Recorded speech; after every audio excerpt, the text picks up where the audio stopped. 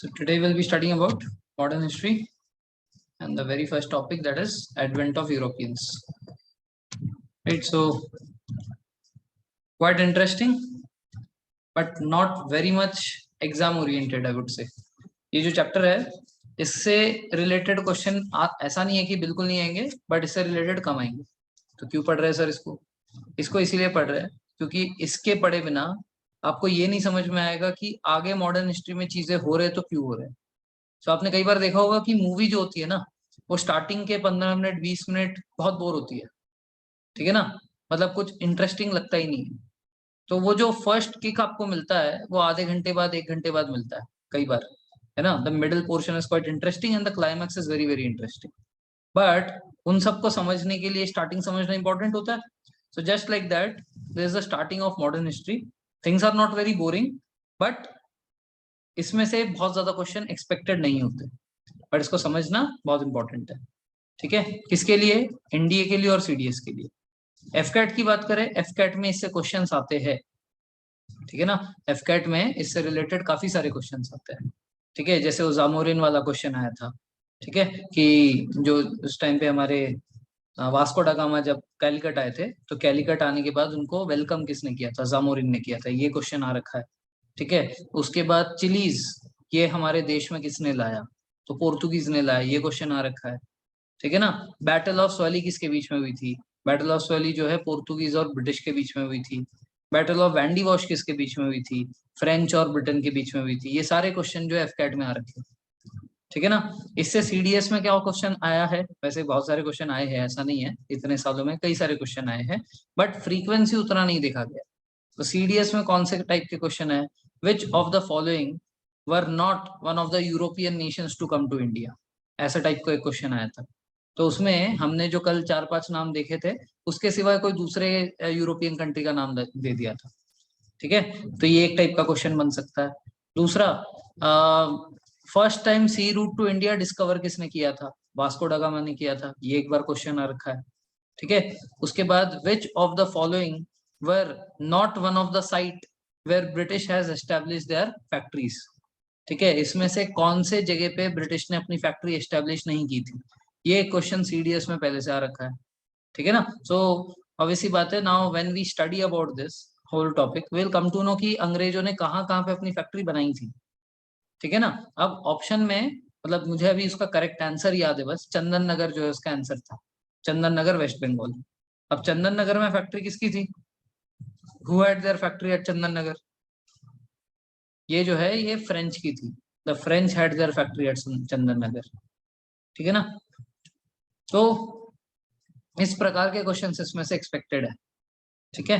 तो बहुत ज्यादा मतलब कॉस्ट टू बेनिफिट रेशियो नहीं है इस चैप्टर का, बट बहुत ज्यादा बेनिफिट मिलेगा अगर आप इस चैप्टर को अच्छे से समझ लो तो आगे की मॉडर्न हिस्ट्री को समझने में, ठीक है. So with this we'll just start the chapter right now.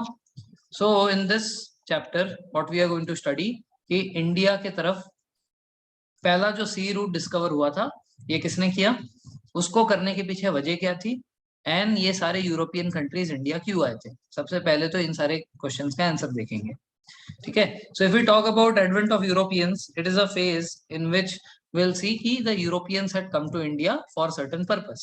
What was that purpose? So why did they come to India? Which among the following is not one of the reason for Europeans coming to India? ऐसा question आया तो ये pointers आपके सामने होंगे, ठीक है ना. सो 4 रीजन दिख रहे हैं सामने. पहला रीजन क्या है? यूरोपियन इकोनॉमी जो है ये इंडस्ट्रियल रेवोल्यूशन के कारण बहुत ज्यादा बढ़ गई थी, ठीक है ना. वहां पे जो इकोनॉमी है वो बहुत ज्यादा राइज हो गई इंडस्ट्रियल रेवोल्यूशन के आने से. सो इंडस्ट्रियल रेवोल्यूशन के बाद लोगों का लाइफस्टाइल चेंज हुआ, कार वगैरह आ गए, ठीक है. अब जब लाइफस्टाइल चेंज होता है उसके साथ साथ खाना भी चेंज होता है. जैसे आप अगर इंडिया की बात करो तो 1800s में कोई इंडिया में बर्गर पिज्जा खाता था? कोई नहीं खाता था. पास्ता का नाम भी नहीं सुना था. बट धीरे धीरे हमारा जो वेस्टर्न कल्चर को फॉलो करने का ट्रेंड इंडिया में आया, हमारी जो लाइफस्टाइल चेंज हो गई, तो उसके साथ साथ हमारा खाना पीना, रहन सहन सब कुछ चेंज हो गया. Similarly, they had also started using luxurious goods and they had also started eating luxurious food. So luxurious food में क्या है, जितने भी हमारे फॉरेन कंट्रीज वाले हैं उनका luxurious food मतलब नॉन वेज फूड होता है, ठीक है ना. अब इस जमाने में हम जो 1400s की बात कर रहे हैं, उस टाइम पे फ्रिज डिस्कवर हुआ था क्या? नहीं हुआ था. So they did not have fridge. सो अगर उनको उनका मीट प्रिजर्व करना है, कैसे करेंगे? What do you think? How will they preserve there meet? With the help of spices. Okay.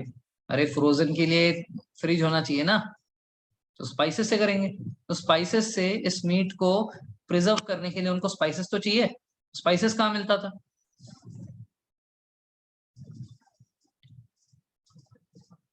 Spices कहाँ मिलता था? साउथ ईस्ट एशिया में मिलता था। कहाँ मिलता था? साउथ ईस्ट एशिया में। साउथ ईस्ट एशिया में इंडिया आता है, श्रीलंका आता है, इंडोनेशिया आता है, मालदीव्स आते हैं। ये सारे जितने भी हमारे, सिंगापुर आता है, मलेशिया आता है, ये सारे साउथ ईस्टर्न कंट्रीज है। South Indian countries were known for their spices, जिसमें सबसे पहले नंबर पे इंडोनेशिया था, सेकंड नंबर पे इंडिया था। Indonesia at that time was called a spice island. ठीक है ना? So will be seeing the involvement of Indonesia also during the story. ठीक है, तो पहला रीजन क्या है? स्पाइस चाहिए था। दूसरा रीजन क्या है? दूसरा रीजन ये है, let's say this is Europe, let's say this is India, and let's say this is the all of South East Asia. बीच में यहाँ पे कौन कौन से कंट्रीज आते हैं ये सारे एरिया में? ये जो मैं मार्क कर रहा हूँ, कौन आता है इधर? अरे अफ्रीका तो इधर है नीचे। ये जो एरिया है, ये है मिडिल ईस्ट या अरब countries, right?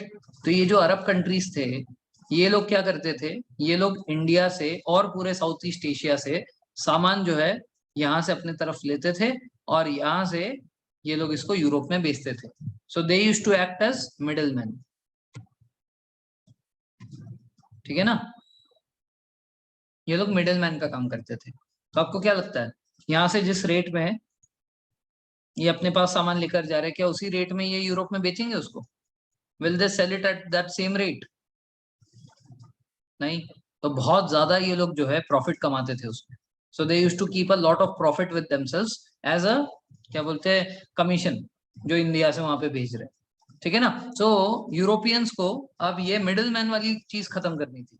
They did not want anyone else, ठीक है, to earn so much of profit just for taking the goods from ये पूरे अफ्रीका, ये Asian countries to Europe countries.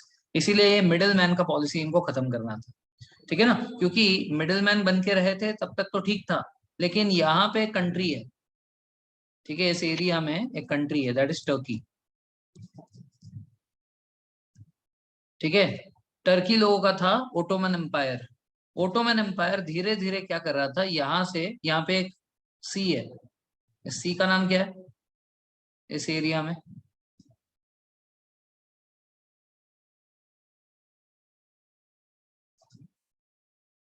What is the name of the sea over here? Mediterranean sea. Very good. So ये जो Mediterranean सी है, इस Mediterranean सी के यहाँ पे ग्रीस है, a country called as Greece over here. तो ये जो ग्रीस है, ग्रीस का कैपिटल था कॉन्स्टेंटिनोपोल। कॉन्स्टेंटिनोपोल को टर्की ने कैप्चर कर लिया था, मतलब वो ओटोमन एम्पायर के अंडर में आ गया था। ठीक है ना? सो इंडिया जैसे पूरे दुनिया में सबसे ओल्डेस्ट सिविलाइजेशन रखता है, हरप्पन सिविलाइजेशन, मोहनजोदारो सिविलाइजेशन, वैसे चाइनीज लोगों के पास भी दुनिया का एकदम ओल्डेस्ट सिविलाइजेशन में से एक है। सिमिलरली ग्रीस के पास भी, या ग्रीस भी एक ओल्ड सिविलाइजेशन का पार्ट है। That is why it is also called as the cradle of Europe.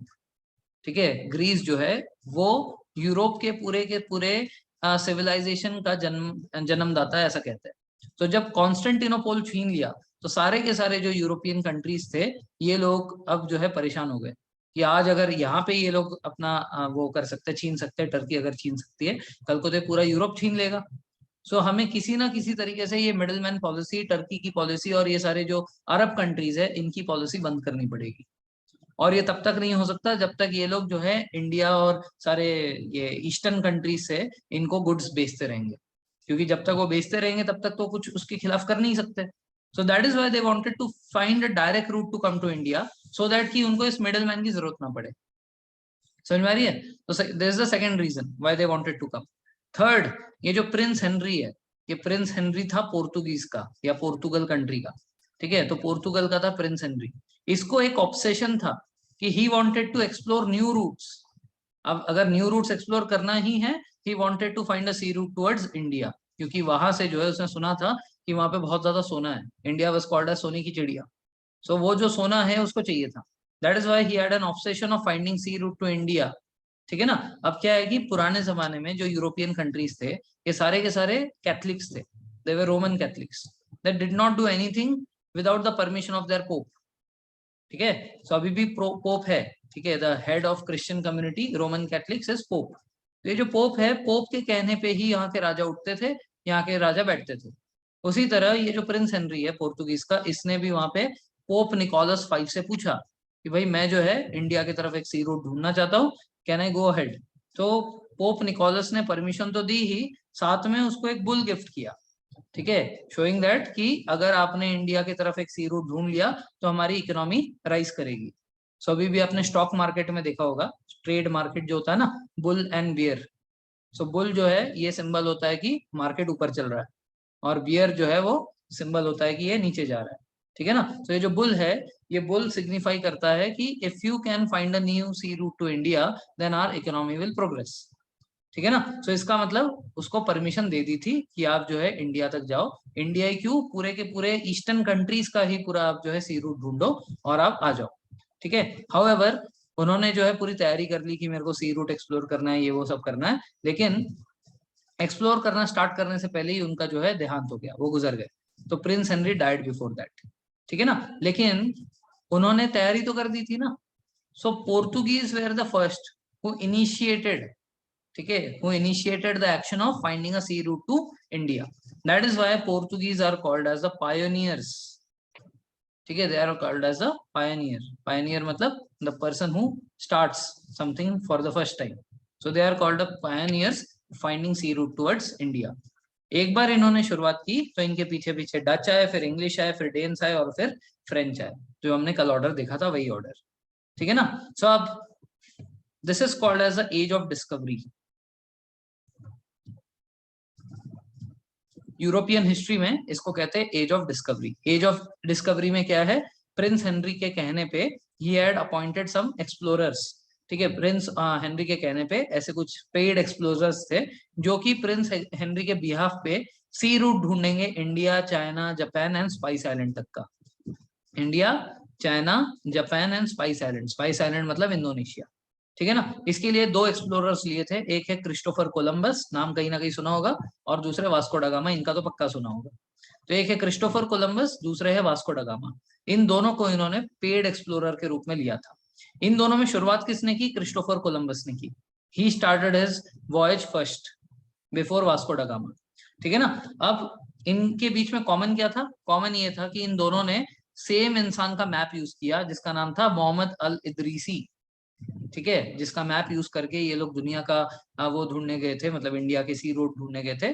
वो इंसान जिसने ये मैप बनाया, वर्ल्ड मैप, उनका नाम था Mohammed al Idrisi. At that time the earth used to look like this maybe. ठीक है। इसमें जो पानी दिख रहा है वो ब्लू है, और इसमें जो आपको लैंड वाला एरिया दिख रहा है वो इस तरीके से मार्क्ड है। ठीक है ना। मुझे तो कुछ समझ नहीं आ रहा, उनको आ रहा था। ठीक है। They could understand from this map. अब इसमें जैसे अगर आपने कभी उर्दू भाषा देखी होगी, तो वो लोग जो अपना कुरान खोलते पीछे से खोलते हैं। ठीक है ना। हम लोग जैसे अगर कभी कोई टेक्स्ट पढ़ना है, so we write it in this way. यहाँ से स्टार्ट करते हैं लेफ्ट से and we go towards right. But they do not do so. They start from right and come towards left. तो आपने देखा होगा, जैसे स्टार्टिंग कोई भी मूवी होती है ना, तो मूवी का नाम हमेशा 3 लैंग्वेज में दिखाते हैं। एक बार इंग्लिश में दिखाते हैं, एक बार हिंदी में दिखाते हैं, एक बार उर्दू में दिखाते हैं। सो अगर मान लो कि इंग्लिश में कोई नाम ऐसा लिखा हुआ है, the format of writing it is in this way, so Urdu में देखना चेंज हो जाता है, उल्टा हो जाता है ऐसे, if you have notice sometime. ठीक है। So here also the same thing happened. जहां पे नॉर्थ लिखना था वहां पे साउथ लिखा हुआ था, जहां पे साउथ लिखना हुआ था वहां पे नॉर्थ लिखा हुआ था। तो that is why confusion was created. Christopher Columbus instead of coming towards the eastern side, he went towards the western side. ठीक है। This is one of the possible reason. तो अब कुछ हिस्टोरियंस का मानना है, ठीक है, कुछ हिस्टोरियंस का मानना है कि तो मतलब मैप यूज करने से पहले उसको समझ में नहीं आया कि कौन सा साइड कहाँ जाना है। ठीक है। सो सम हिस्टोरियंस से दैट कि क्रिस्टोफर कोलंबस को पता था कि वो जो है वो वेस्ट में जा रहा है, लेकिन वेस्ट जाने का कारण ऐसा था, ठीक है, वेस्ट जाने का कारण ऐसा था, ही thought that the earth is round. For example, if I take this world map and if I am in USA, ठीक है, अगर मैं यूएसए में हूँ तो यहाँ से अगर मुझे जापान जाना है, तो अगर मैं ईस्ट के डायरेक्शन से आऊंगा जापान जाने के लिए तो मुझे बहुत लंबा पड़ेगा, but the earth is round ना। सो बेसिकली ये जो अर्थ है ये इस तरीके से कर्व्ड है दोनों तरफ से। इसका मतलब अगर मेरे को जापान जाना है, so from USA if I start going towards the western side, तो मुझे यहाँ तक पहुंचने में आसानी होगी। समझ में आ रहा है क्या कह रहा हूँ? इसको आप गोल इमेजिन करो, यूएसए इधर है, जापान इधर है। सो अगर मैं ईस्टर्न साइड से आता तो मुझे इतना कवर करना पड़ता, बट क्योंकि ये गोल है, ठीक है, सो अगर मैं यूएसए में हूँ और मुझे जापान जाना है, so I just go towards left and I will reach quickly. ठीक है ना? तो ऐसा उस टाइम पे क्रिस्टोफर कोलंबस को लगा। ही did not have this idea कि अगर मैं ऐसे यहाँ से वेस्टर्न साइड में जाऊंगा तो वहां से घूमकर इंडिया आने में इतना लंबा पड़ेगा, उससे अच्छा तो ऐसे जाऊं। ये उसने दिमाग में सोचा नहीं। So because of that now here are two schools of thought. First school of thought says that he got confused because of the map of वो Muhammad al-Idrisi, because of which he got confused and went towards west. Other school of thought says that he thought that if I take the western route it will be shorter to reach India. Just by the logic I gave you कि USA से Japan जाने के लिए western root हमेशा short होगा, eastern root से बहुत ज्यादा लंबा पड़ेगा। Did you get the logic ये वेस्ट और ईस्ट का?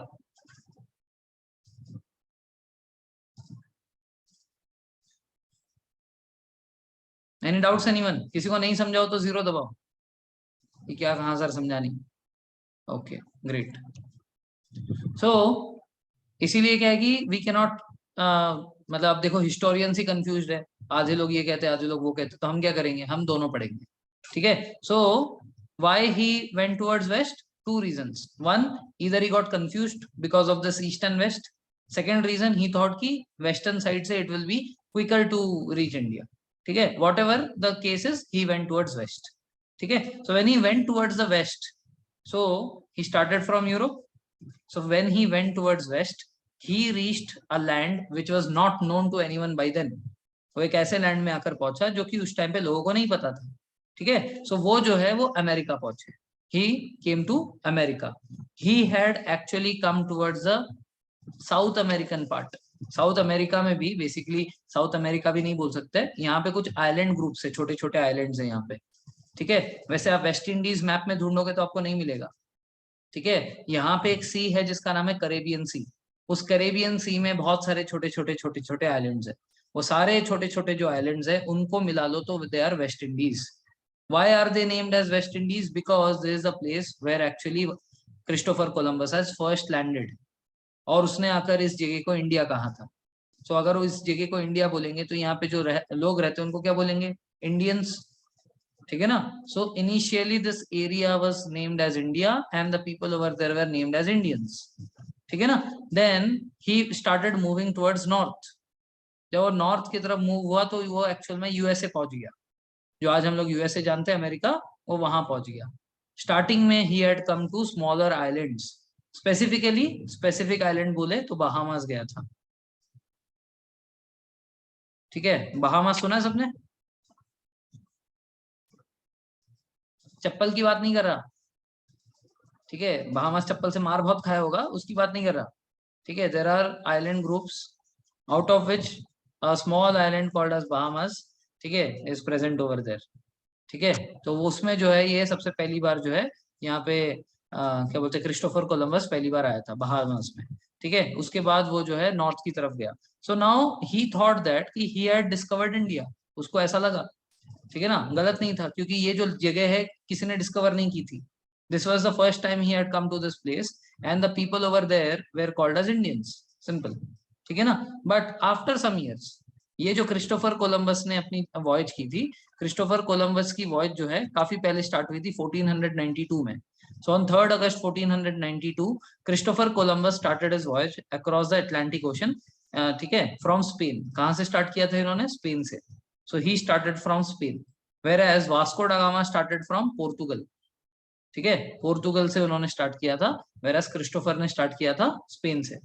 In order to reach the east, he sailed in the western side. This is due to two reasons. First, Muhammad al-Idrisi's map had north as south and south as north. That means east as west and west as east.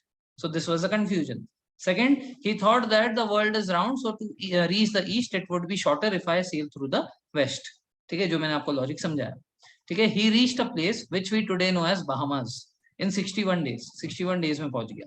He thought that he had reached India and also called the natives as Indians. वहां के लोगों को natives को Indians बोला. But as Bahamas is a part of North America, hence we might say that he discovered sea route to America unknowingly. ठीक है, वो जो है unknowingly अमेरिका डिस्कवर करता है. So following the same route that Christopher Columbus had taken in 1502, जब already Portugal के ये वास्को ड गामा इंडिया का रूट ढूंढ चुके थे और उन्होंने क्रिस्टोफर कोलंबस के रूट को गलत साबित कर दिया था कि भाई आप इंडिया नहीं गए थे, कहीं और गए थे. तो उस टाइम पे अमेरिगो वास्पुकी ने ये मौका उठाया और उन्होंने 1502 में क्रिस्टोफर कोलंबस के ही रूट से वो अमेरिका पहुंचे और वहां पे उन्होंने उसको नाम दिया this is a new land. It was not discovered yet. Christopher Columbus आके तो गया था लेकिन उसने इस जगह को नाम नहीं दिया क्योंकि उसको तो लगा ये इंडिया है. तो उसने इस न्यू लैंड को नाम दिया अमेरिका क्योंकि उसका नाम था Amerigo Vespucci. So America has been named as America on the names of Amerigo Vespucci. Clear है? किसी कोई doubt? Okay. Now voyage of Vasco da Gama. Vasco da Gama जो है 5 साल बाद, कोलंबस के 5 साल के बाद Vasco da Gama set out to sail in search of sea route to India. He too used the same map of Muhammad al Idrisi but he used it correctly. उन्होंने सही से यूज किया. ठीक है, अब प्रॉब्लम कहाँ आई? Problem ये आई कि उस टाइम पे अगर इंडिया आना है तो यहाँ से जो है वो स्विस कनाल नहीं था कि यहाँ पे इंडिया पहुंच जाए जल्दी से. ठीक है ना, यहाँ से स्विस कनाल बनाया है ना आज के डेट में मेडिटेरेनियन सी से कनेक्ट करके. That was not there. So the only way to come to India was passing through Africa. यहाँ से अफ्रीका आओ, यहाँ से ऐसे ब्रेक करो, यहाँ से ऐसे ब्रेक करो और यहाँ से इंडिया पहुंचो. So this was the only way to reach India. Africa घूम के जाना पड़ेगा. ठीक है ना. सो अफ्रीका घूमने के लिए he started sailing with the help of the largest ship that was available over there. ठीक है, उनका जो शिप था सबसे बड़ा शिप था वहां का. ठीक है, तो अपने सबसे बड़े शिप से वो अफ्रीका में आए. अफ्रीका में सबसे पहले वो यहाँ पे हॉल्ट लिए और यहाँ से वो नीचे गए. नीचे there is a place called as Cape of Good Hope. ठीक है, केप ऑफ गुड होप में गए. केप ऑफ गुड होप में, ठीक है, now he got confused a little bit about India किधर है. ठीक है, सो वहां पे केप ऑफ गुड होप में there was a large fair जहाँ पे चीजें बेची खरीदी जाती है. ये क्या बोलते हैं, मर्चेंडाइज वगैरह जो है बेची खरीदी जाती है. So many traders from all over the country had come, all over the क्या बोलते हैं वर्ल्ड हैड कम. तो वहां पे एक इंडियन भी गए थे. ठीक है, और इंडिया में बिजनेस करने के लिए कौन लोग जाने जाते हैं? Who are known for business in India? Yes, Gujju लोग. ठीक है, पटेल साहब. Yes, very good. एक गुजराती लोग और दूसरे मारवाड़ी लोग, यही लोग जो है इंडिया में बिजनेस करते हैं. ठीक है, so one of the Gujju was there. ठीक है, one of the Gujju was there in Cape of Good Hope जहाँ पे वो मिलते हैं वास्को ड गामा से. तो वास्को ड गामा पूछते हैं कि इंडिया जाना है मेरे को. बोलते हैं अरे इंडिया जाना है आपको, चलो मैं लेकर चलता हूँ. बोलते नहीं नहीं मैं अपने शिप में आया हूँ. अच्छा, शिप दिखाना अपनी. तो शिप दिखाता है, बोलते हैं मैं सबसे बड़े शिप में आया. ठीक है, ये हमारे यूरोप का सबसे बड़ा शिप. ये बड़ा शिप है तुम्हारा. ये जो है ना पायरेट्स खा जाएंगे तुम्हें इंडियन ओशन में. तुम जानते नहीं इंडियन ओशन के पायरेट्स को. ठीक है, एक आंख से अंधा कर देंगे तुमको भी. ठीक है, सो एक काम करो, हमारी शिप में चलो, तुम सेफली पहुंचोगे. ठीक है, सो वो अपने शिप को छोड़ने को तैयार नहीं था. तो इसकी शिप को एकदम बीच में रखा और जो पटेल साहब थे, ये जो गुजराती थे, इन्होंने अपने 12 शिप्स की कन्वॉय बनाई. आपने देखा होगा कन्वॉय. कन्वॉय क्या होता है? जैसे कोई प्रधानमंत्री जा रहे हैं तो उसके आगे और उसके पीछे बहुत सारे गाड़ियां होते हैं. उसी तरह इनको बीच में रखा और चारों तरफ से 12 शिप्स कन्वॉय बनाकर, खलीफा, हाँ हाँ, ठीक है, तो चारों तरफ इसके 12 शिप जो है कन्वॉय बनाकर इसको एस्कॉर्ट करते हुए इंडिया लेकर आए. ठीक है, तो इंडिया में कहाँ छोड़ा इनको? यहाँ से जो है, हाँ, कवर किया बेसिकली. इनको छोड़ा यहाँ पे केरला में. केरला में कैलिकट कोस्ट पे. ठीक है, so he reached Calicut coast. ठीक है, in May 1498. Exact date is 20th May 1498. ठीक है, 20 मई 1498 के दिन वो कैलिकट पहुंचते हैं.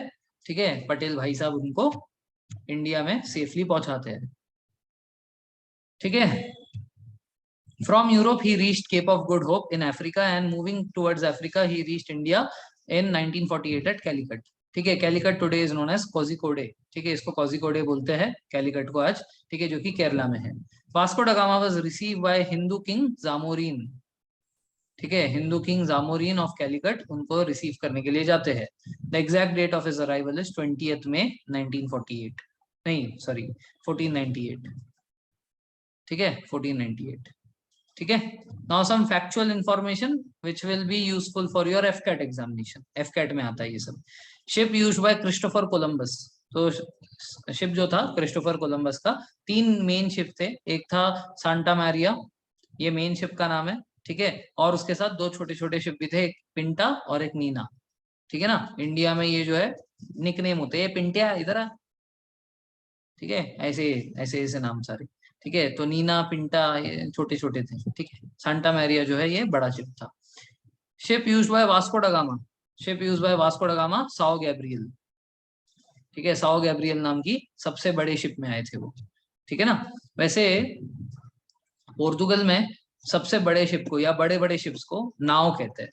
ठीक है, they call it naav over there. The biggest ship that they had, they call it naav. Hindi में नाव मतलब क्या होता है?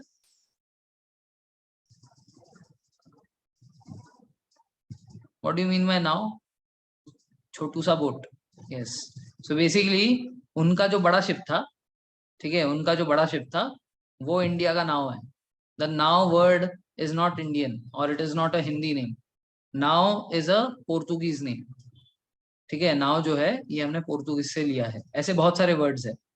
ठीक है ना। सो बेसिकली इंडिया ने जो अच्छा है इसको नाव बोलते हैं। Okay, so we also started using the word नाव फ्रॉम देन। ठीक है, वैसे ही जैसे मराठी में आप जो आलू खाते हो उसको क्या बोलते हैं?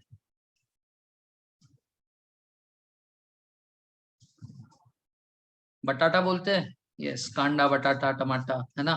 सो ये जो बटाटा वर्ड है, ठीक है, दिस बटाटा word also came from Portuguese. ठीक है, ये जो पोर्तुगीज है यही लोग अपने साथ आलू लेकर आए थे। ठीक है, जिसको वो लोग बटाटा बोलते थे। This a Portuguese word, not a Marathi word. ठीक है, मराठी वर्ड नहीं है, ये पोर्तुगीज वर्ड है। ठीक है, सो वहां से जो है वी स्टार्टेड कॉलिंग इट बटाटा। ठीक है, so Sao Gabriel which was the biggest boat of Portugal, ठीक है, वो जो है यहाँ पे नाव था। Where did Columbus start his voyage from? कहाँ से स्टार्ट किया था कोलंबस ने? स्पेन से किया था। ठीक है, पेल्बोस दे ला फ्रॉन्टेरा। ठीक है, पेल्बोस दे ला फ्रॉन्टेरा स्पेन में एक जगह है वहां से। और वास्को ड गामा ने कहाँ से किया था? लिब्जन से। ठीक है, लिस्बन से। लिस्बन जो है ये पोर्तुगीज का कैपिटल है। ठीक है, पोर्तुगल का कैपिटल है लिस्बन। तो लिस्बन से स्टार्ट किया था। Which were the crops which were introduced by the Portuguese in India? India में क्या क्या लेकर आए थे ये? पटाटो लेकर आए थे, टमाटो लेकर आए थे, फिर टोबैको लेकर आए थे। ठीक है, pineapple, papaya, cashew nuts and chillies. Chilli वाला क्वेश्चन ऑलरेडी एनडीए में आ रखा है। ठीक है, उसके बाद ये पटाटो, टमाटो और पाइनएप्पल, ये जो क्वेश्चंस है ये वाले जो है सीडीएस में आ रखे हैं। वही से मैंने एक्चुअल में इसको सारा इकट्ठा किया डेटा को। ठीक है ना। So potato, tomato, tobacco, pineapple, papaya, cashew and chilli. तो इसको देखो, यहाँ पे टी से नाम कौन कौन से? टमाटो और टबैको, ये दोनों का ग्रुप बन गया। ठीक है ना। फिर उसके बाद पाइनएप्पल, पपैया, पीपी, इन दोनों का हो गया। कैशू और चिली, इन दोनों का हो गया। ऐसे 3 ग्रुप हो गए, टी का ग्रुप, पी का ग्रुप और सी का ग्रुप। Chilli, cashews. ठीक है, पाइनएप्पल, पपैया, टमाटो, टोबैको। ठीक है, बचा क्या? आलू। तो बटाटा से तो याद रह ही जाएगा ये। तो कितने चीजें हैं यहाँ पे? 1 2 3 4 5 6 7। 7 things were introduce by Portuguese in India. Potato, tomato, tobacco, pineapple, papaya, cashew nuts and chilli. Any doubts here?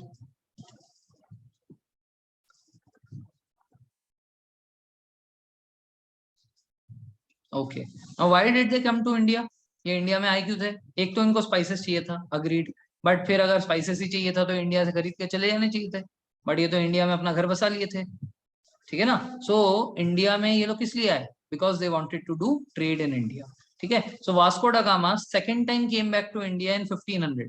1498 में तो आए थे लेकिन उसके बाद चले गए थे। ठीक है, सी रूट मिल गया था। ठीक है, कंफर्म कर लिया कि हाँ भाई मैं इंडिया ही आया हूँ। ठीक है, वो पटेल भाई साहब लेकर आए थे तो इंडिया ही लाए थे। ठीक है, सो कंफर्म हो गया कि मैं इंडिया ही आया हूँ, इसके बाद वो चले गए थे। So second time he came back in 1500. ठीक है, 1500 में आने के बाद Portuguese establish there first factory eight Calicut, ठीक है, इन द ईयर 1501, ठीक है, विच वाज कंप्लीटेड इन 1503, ठीक है ना। सो कैलिकट जो है, कैलिकट में इन्होंने अपना फर्स्ट फैक्ट्री बनाया 1501 से 1503 के बीच में, ठीक है। किसकी बात हो रही है? फर्स्ट फैक्ट्री ऑफ पोर्टुगीज की बात हो रही है, ठीक है। Portuguese had set up their first factory in the year 1501, ठीक है, which got completed in 1503 at Calicut coast. Clear है? किसी को कोई डाउट? ओके। अब जैसे हमने ब्रिटिश के टाइम के गवर्नर्स पढ़े थे, जनरल्स, ये गवर्नर जनरल्स हो गए, उसके बाद वाइस रॉय हो गए, ऐसे था। उसी तरह ये जो पोर्टुगीज है, इनके भी यहाँ पे वाइस रॉयस थे, they also had vice Royce. So generally पहला वाला वाइस रॉय पूछा जाता है, ठीक है। तो जनरली फर्स्ट वाला वाइस रॉय पूछा जाता है, उसका नाम है एल्मेडा, ALMEDA, एल्मेडा। He was the first governor बोल लो, वाइस रॉय बोल लो, ऑफ पोर्टुगीज इन इंडिया, ठीक है। गवर्नर बोल रहे हो, कुछ भी बोल लो, ठीक है। तो ये जो है, ये Almeida was the first governor और वाइस रॉय ऑफ ये पोर्टुगीज इन इंडिया। कोई डाउट यहाँ तक किसी को?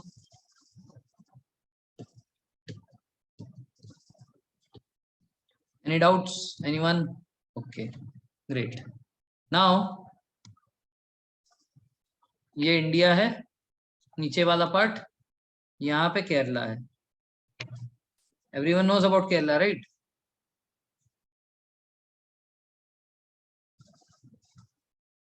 सो गए? यहां से यहां तक का जो कोस्ट है, इंक्लूडिंग केरला, ठीक है, ये है आपका कर्नाटका, ठीक है। यहाँ से यहाँ तक, यहाँ से यहाँ तक का जो कोस्ट है, जिसमें कर्नाटका और केरला आ रहा है, इस कोस्ट को क्या कहते हैं? What is this coast called as? Coromandel coast इधर है, तमिलनाडु में, ये कोरोमंडल है।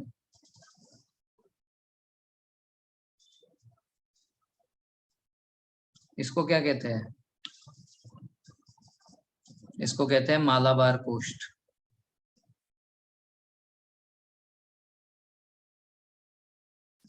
ठीक है। मालाबार कोस्ट में क्या आता है? कर्नाटका आता है और केरला आता है। उसके बाद ये अपना जो छोटा सा गोवा है, और उसके ऊपर जो अपना महाराष्ट्र का जो पूरा कोंकण वाला है, इस पूरे पार्ट को बोलते हैं कोंकण कोस्ट।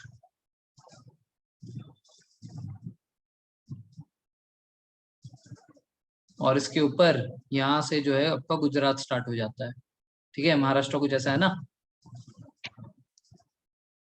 थोड़ा और अच्छा है Maharashtra.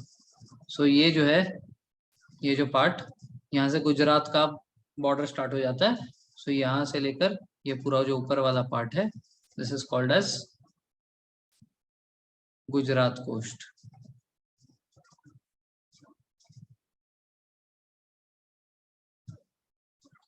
Any doubts in this?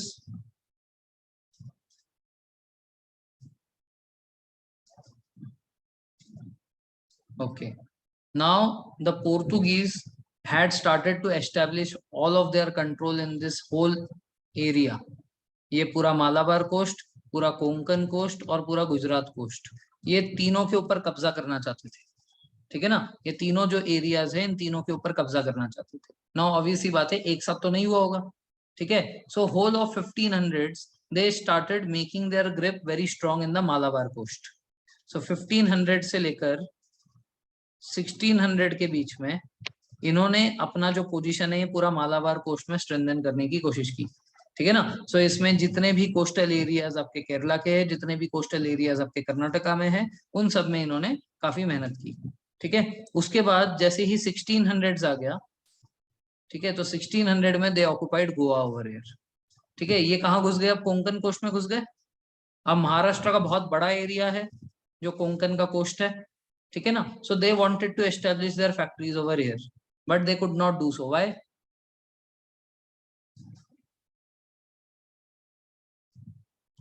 Because father of Indian navy had arrived, ठीक है। ये पीरियड वो है 1600s का, ठीक है, 1600s का पीरियड वो है जब हमारे महाराष्ट्र में शिवाजी महाराज थे।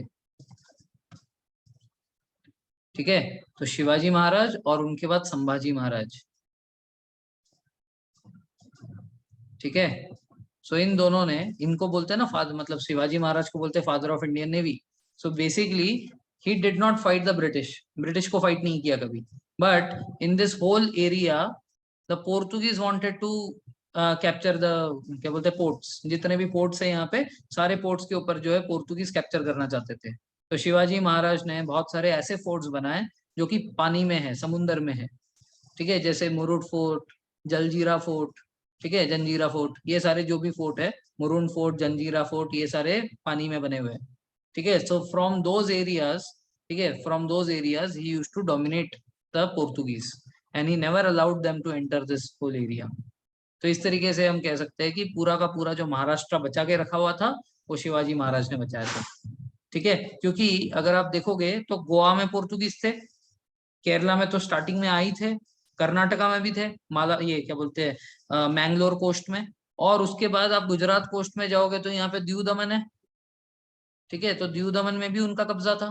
तो दीव दमन हो गया, नीचे गोवा हो गया, उसके नीचे केरला हो गया, तो सारे एरिया में तो बचा क्या, बचा सिर्फ अपना महाराष्ट्र का coast.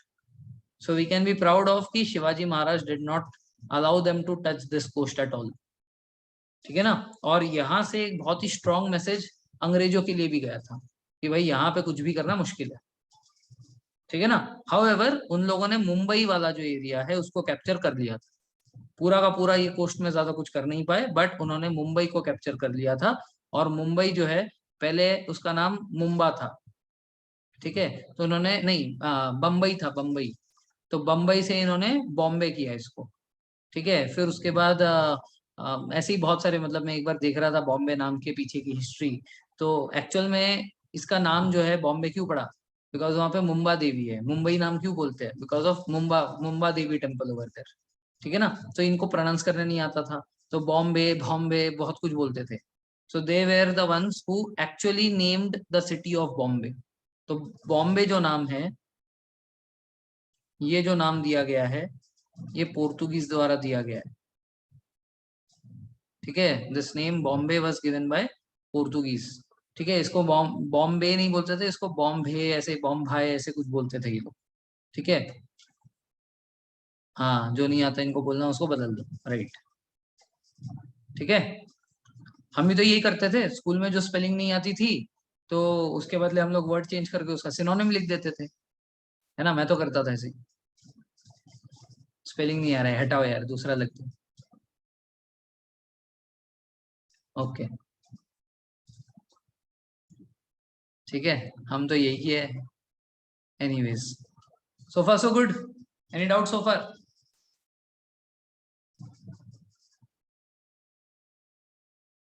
Okay, now let us talk about Portuguese. So Portuguese Vasco da Gama discovered the sea road to India in 1498. ठीक है, and landed up at Calicut coast. Vasco da Gama's second visit in 1500s, ठीक है, 1500 led to the establishment of trading station at Calicut, Kochi and Kannur. ठीक है, तो 1500s में वो वापस आए। 1500 में वापस आके 1501 में उन्होंने कैलिकट में अपना पहला फैक्ट्री खोला, जो कि 1503 में पूरा तैयार हुआ। Then they establish themselves at Goa, Diu, Daman and Bombay. ठीक है, जिसको लोग बॉम्बे बोलते थे, जो भी है। When the British came to India there were several rivalries between the two at Surat coast, क्योंकि after Bombay they had also made their factory at Surat. उन लोगों ने सूरत को भी कैप्चर कर लिया। सूरत इनफैक्ट एक बहुत ही इंपॉर्टेंट ट्रेडिंग स्टेशन बन गया उनका। सूरत इधर है, ठीक है, this is where Surat is, यहाँ पे सूरत है।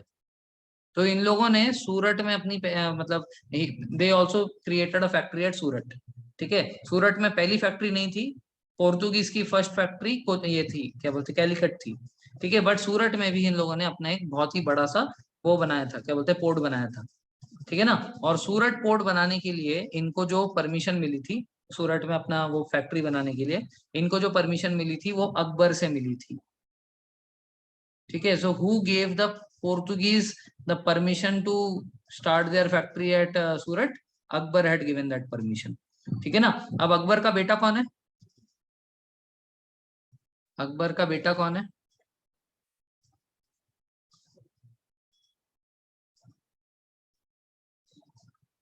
जहांगीर।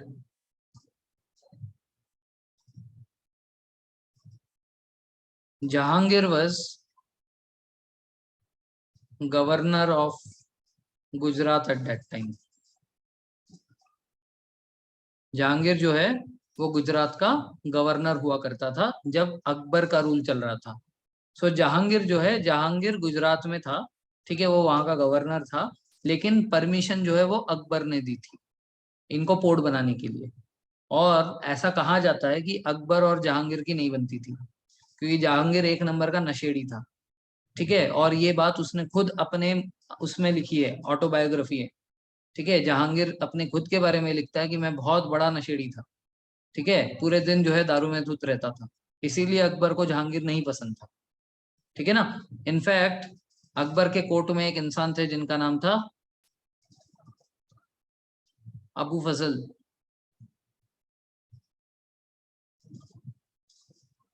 ठीक है, तो ये जो अबू फजल थे, इन्होंने अकबरनामा लिखा था, अकबर की ऑटोबायोग्राफी लिखी थी। He was one of the 9 jewels. जैसे बीरबल भी वन ऑफ द 9 ज्वेल्स में थे, वैसे ही अबू फजल जो थे, ये भी जो है ये 9 ज्वेल्स में थे। ठीक है, सो ऐसा कहा जाता था कि अबू फजल ने अकबर से कहा था कि आप जहांगीर को अपना अगला वो मत बनाना, राजा मत बनाना। ठीक है ना, we need to see someone else. तो जहांगीर ने इनको मरवा दिया था। ठीक है, जहांगीर ने जो है अबू फजल को मरवा कर उनका सर गिफ्ट में मांगा था। ठीक है, इसको मार के इसका सर मेरे पास ले आना। तो बहुत ज्यादा राइवलरी थी इनके बीच में। ठीक है, दिस इज द बैकग्राउंड, इसलिए समझा रहा हूँ ताकि आपको ये याद रहे। तो पोर्तुगीज को परमिशन अकबर ने दी, बट जहांगीर को पसंद नहीं आया। ठीक है ना, लेकिन क्या है कि राजा का फरमान तो मानना पड़ेगा। तो जहांगीर ने ना चाहते हुए भी, basically being the governor of Gujarat, he had मतलब carried forward what his father had said. ठीक है, उसने जो है वहां पे उनको सूरत में फैक्ट्री एस्टेब्लिश करने का परमिशन दे दिया। ठीक है ना। तो परमिशन किसने दी? अकबर ने दी। एग्जीक्यूट किसने किया? जहांगीर ने करवाया। हाउएवर जहांगीर परमिशन तो नहीं दे रहा है, इसलिए इसको माफ मत करना। क्यों कह रहा हूं? क्योंकि पोर्तुगीज का क्वेश्चन है। ठीक है ना। अब अंग्रेजों का जब क्वेश्चन आएगा कि who had given the permission to the British to establish their factory at Surat, उसका आंसर जहांगीर है। ठीक है ना। लेकिन अकबर जो आंसर है वो किसके लिए है? पोर्तुगीज को सूरत में उसने जो है फैक्ट्री बनाने का वो दिया था। उस टाइम पे जहांगीर जो है वहां पे सिर्फ गवर्नर था। ठीक है ना।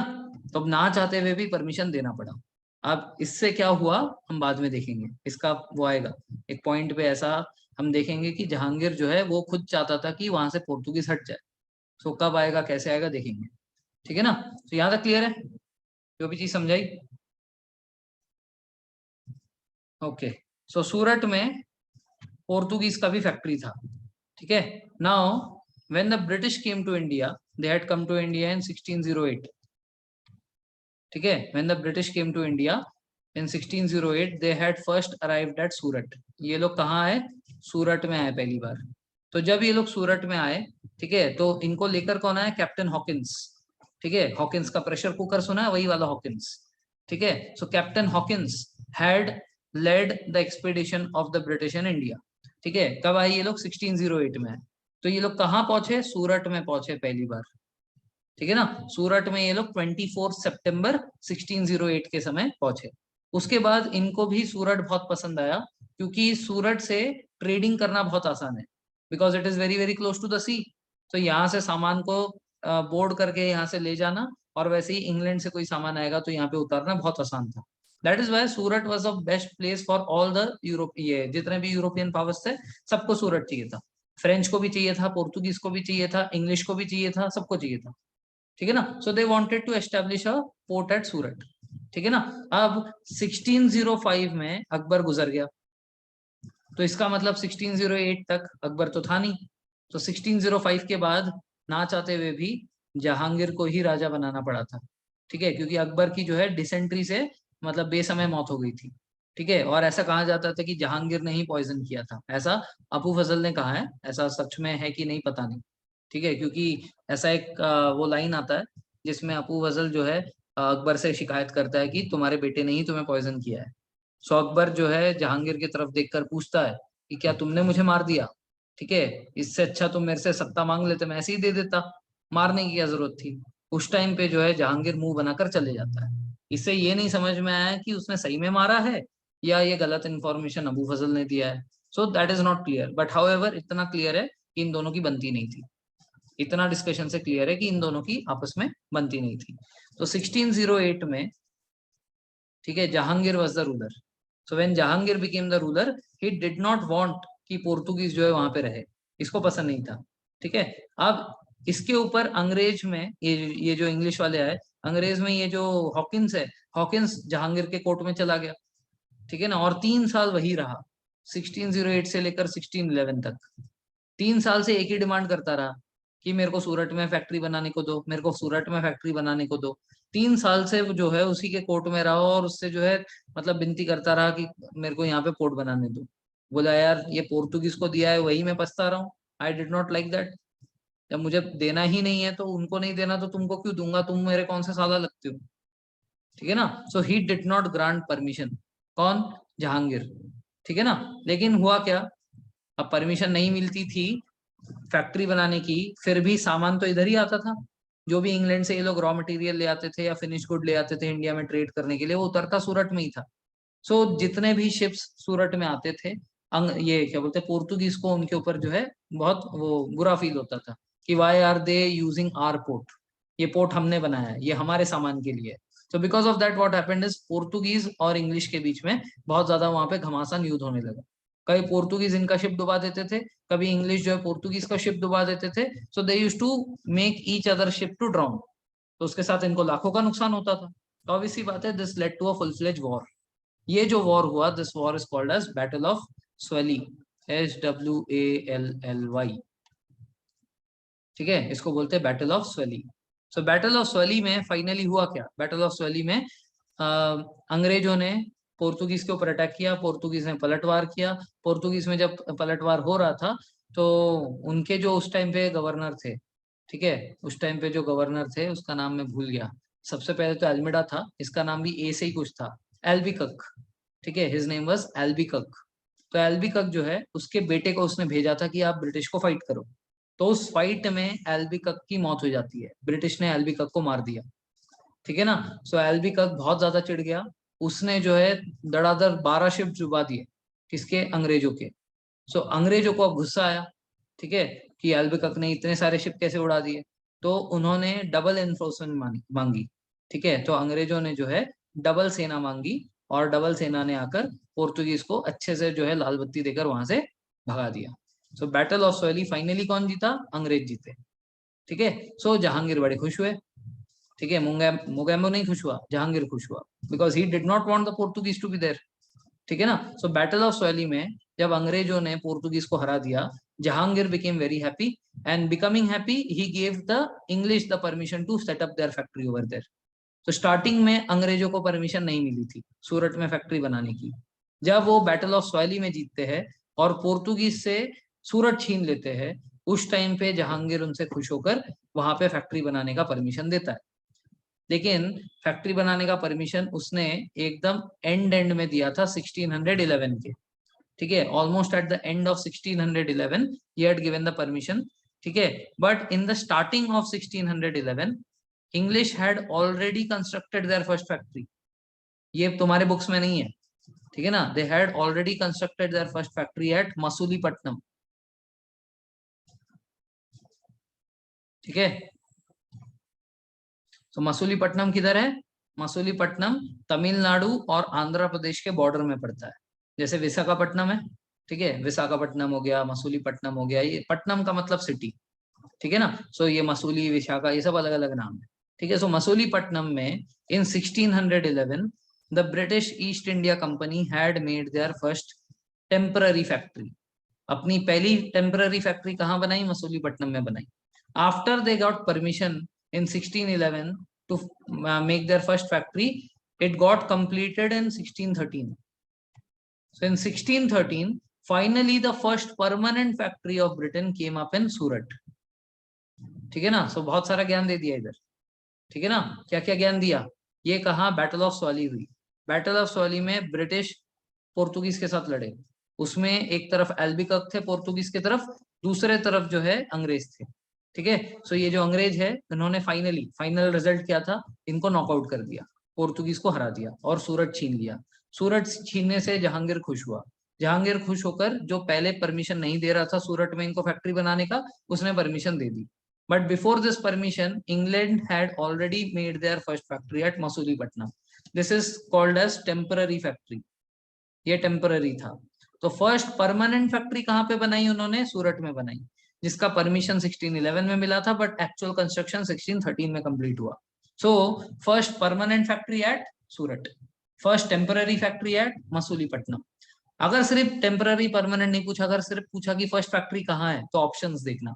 अगर ऑप्शन में आपको मसूलीपट्टनम दिखता है तो यूपीएससी आपको चाह रहा है कि आप मसूलीपट्टनम मार्क करो, इसीलिए वो दे रखा है। This question has already come in AFCAT. AFCAT में द ऑप्शन वेर नॉट, मतलब in the option there was no Masulipatnam given. ठीक है, option did not mention about Masulipatnam, वहां पे सूरत ऑप्शन में था। सो कई बार अगर आपको ये टेम्पररी और परमानेंट वर्ड ना दिखे तो आप ऑप्शंस देखो। अगर फर्स्ट पूछा और मसूलीपट्टनम ऑप्शन में दिया है तो मसूलीपट्टनम मार्क करना, अगर मसूलीपट्टनम नहीं दिया है तो सूरत मार्क करना। Am I clear here?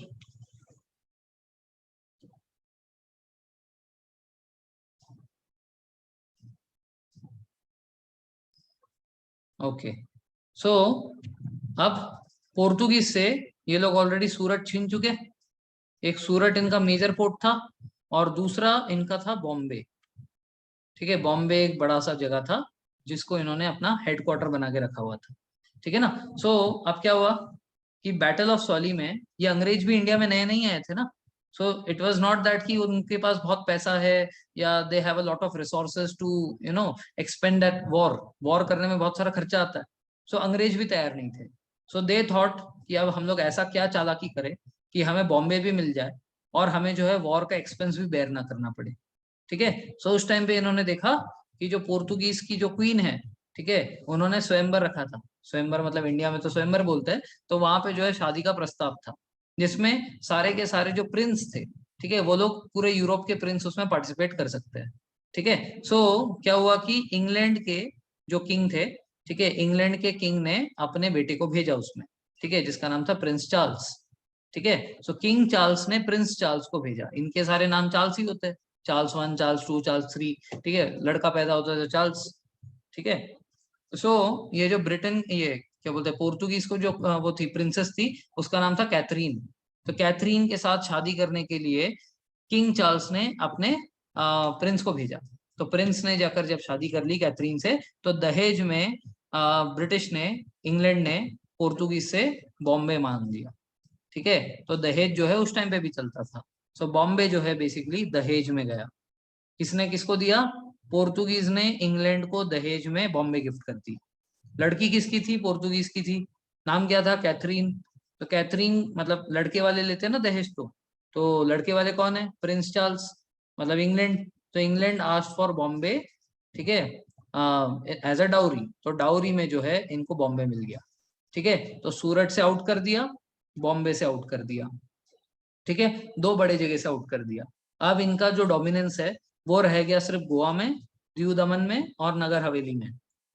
ठीक है ना, Goa, Diu Daman and Nagar Haveli, only this were the places where the Portuguese were left now.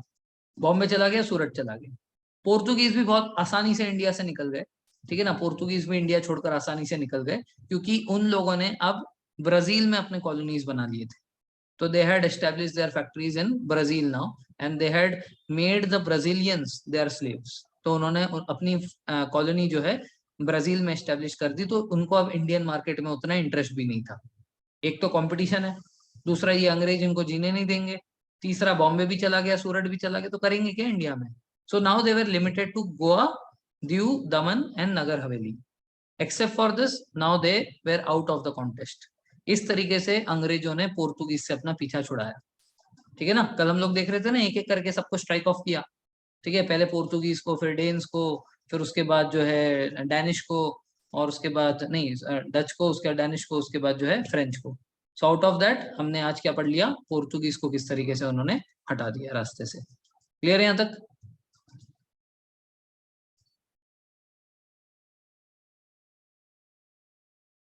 Any doubt so far. Battle of Swally जो है 1611 से 1612 के बीच में हुआ था। ठीक है, बैटल ऑफ सोली 1611 1612।